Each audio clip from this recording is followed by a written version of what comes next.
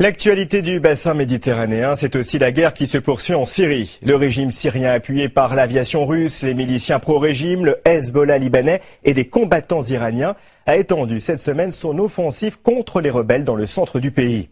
L'occasion pour nous de partir à la rencontre de Français, d'Allemands et de Canadiens. Ils étaient gendarmes, architectes, serveurs et ils ont tout quitté pour servir au sein des unités kurdes qui se battent contre les terroristes de l'État islamique. Martine Laroche-Joubert est partie à leur rencontre. Regardez.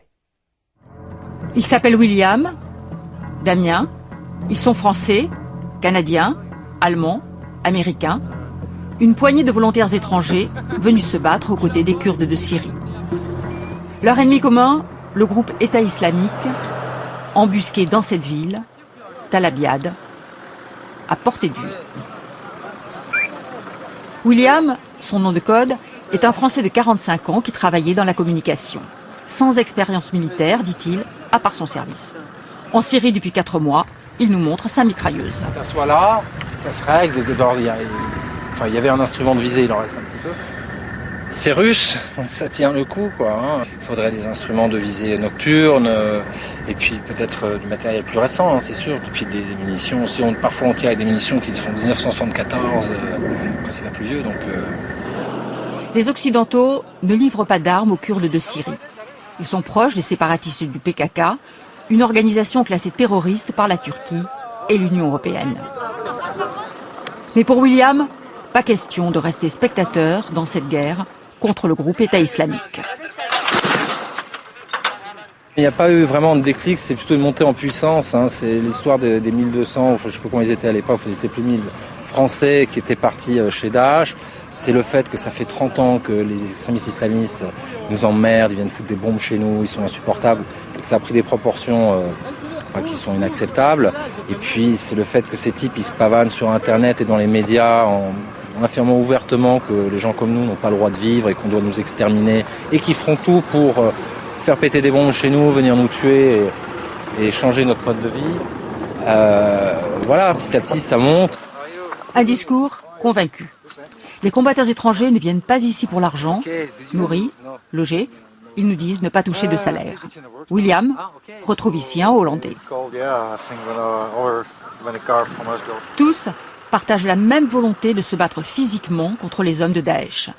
Cette jeune femme, une Canadienne, a rejoint les rangs des YPG, ces femmes combattantes kurdes, toujours en première ligne. Moi, je suis venue ici combattre le mal absolu. De son côté, William apprend le kurde.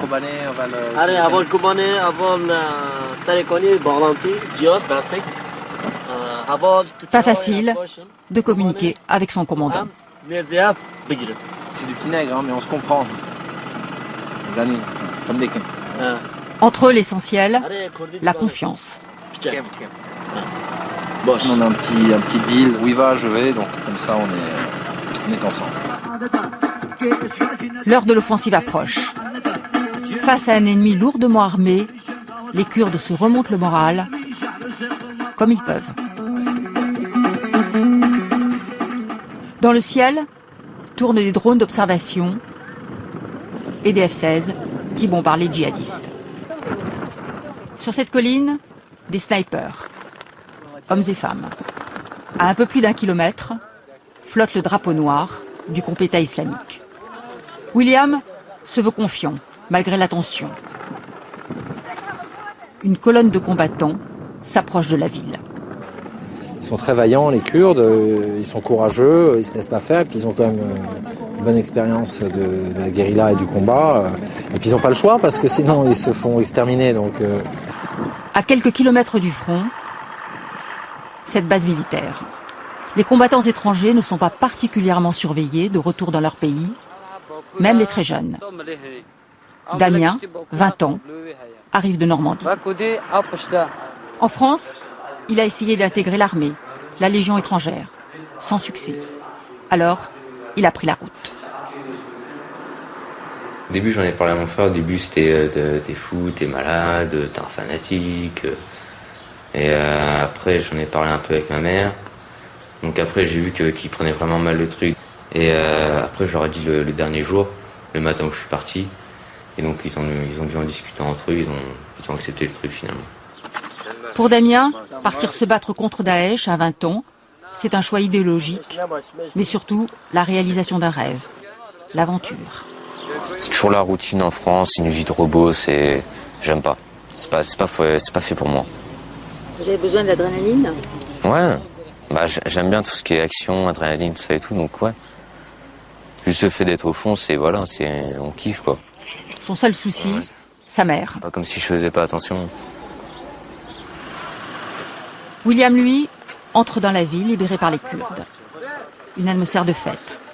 Mais tous savent que les djihadistes n'abandonnent pas si facilement leur proie.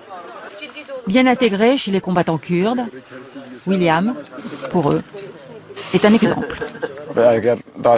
C'est bien que des Français viennent ici combattre Daesh. Si un jour la France est menacée, si elle a besoin de nous, j'irai me battre chez vous. Première patrouille dans la ville pour William et son unité.